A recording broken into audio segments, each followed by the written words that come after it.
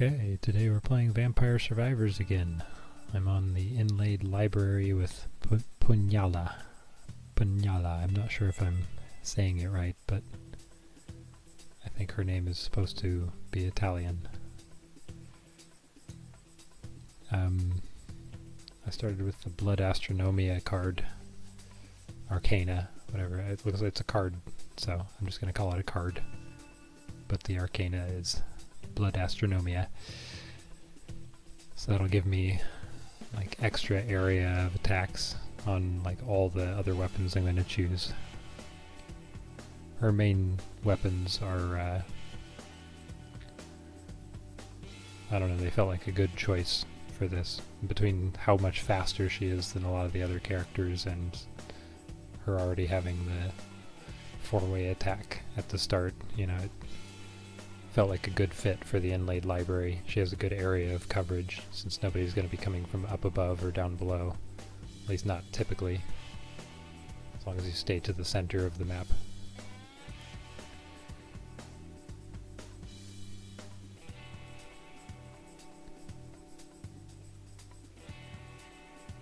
I feel like in a way this one's actually a little easier than some of the other levels, just because it is so refined.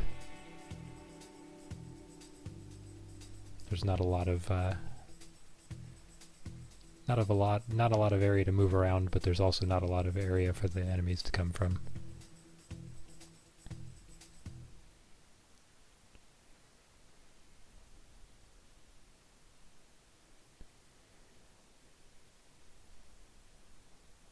I skip around a lot here because I wanted to kind of get to the more interesting bits, like taking out the four guardians of the different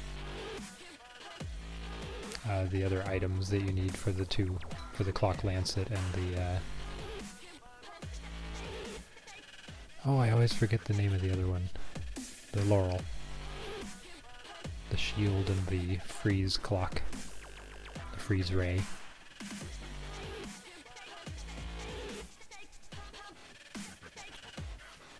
But by this time my Punyala's gets plus 1% might each level, I think, so there's really not much those guys can do against her at this point, because she's just way overpowered.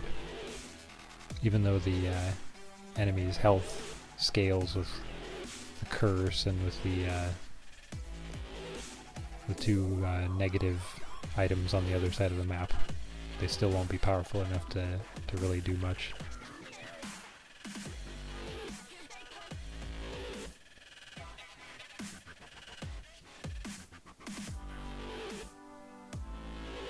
I didn't realize at first that they couldn't go through those bookshelves, so I ended up using the bookshelf to my advantage.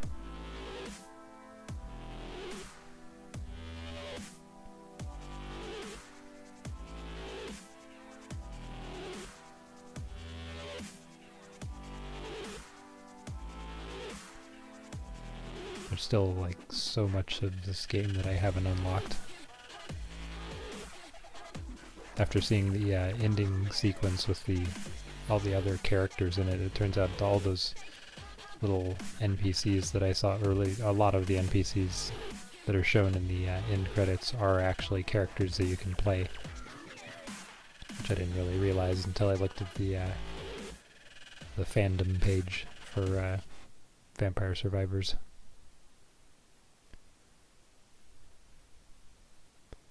Yeah, there's a lot more characters than what I have. I thought I was nearing getting all of them.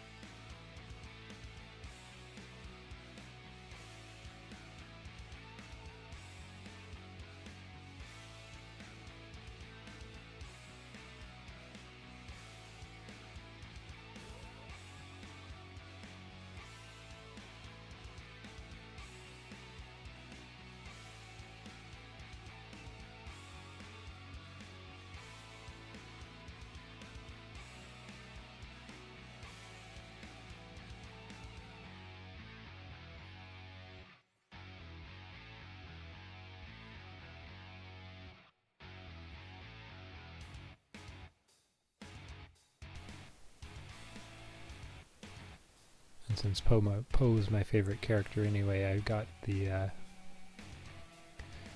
Blood Astronomia Arcana pretty early on, which turned out to be like one of my favorite Arcanas. And the other ones there's some really good ones in there, especially for very specific builds, but this one, like, whatever weapon the character's initially carrying, I would say Blood Astronomia is like a really good way to make a ton of extra damage, especially once you start getting like higher amounts. Once you do the limit break, which actually like increases the power of each of your weapons. It'll do different things, like area. I think you'll see a little bit of that in here when I have maxed everything. Oh yeah, the Crimson Shroud.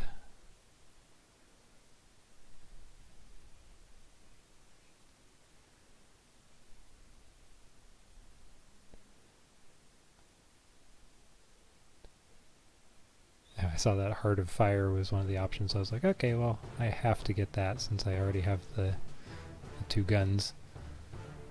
I'll just be causing explosions everywhere while everything else is happening. This really was a good run. I got all that I needed pretty quickly.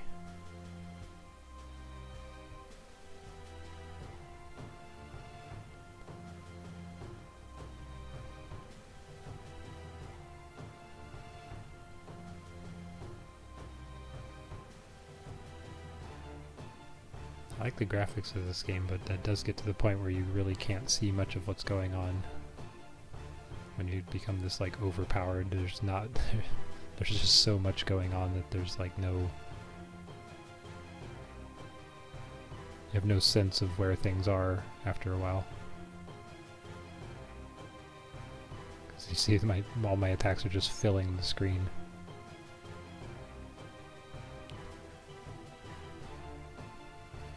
Coming up on 30 minutes here. Not long now. Look at how many of those traps have dropped though. That's what the increasing the amount does. I forget which weapon gives you the traps as the secondary from the Blood Astronomia, but it's between those and the fields that drop on the floor. The Clock Lancet and the initial field that you get even without a weapon. Boy, there is not much any enemy can do to get through. And even the Grim Reaper didn't have much of a chance. He's immediately frozen. I don't know what triggers the multiple Grim Reapers showing up. I know that I've done that several times where I had to fight more than one Grim Reaper before the final Reaper would show up. But I can't quite figure out what triggers that. Because this time around it was still just the one Grim Reaper and then the final Reaper shows up. I was just trying to run back and get that last chest before I died, but it wasn't quite fast enough, even with her. It was funny seeing, I read up on her name, and it's Cheese Stab, basically, is what her name translates to. Or Stab Cheese, or something like that. Oh, anyway, hope you enjoyed this. You guys have a good day. Bye-bye.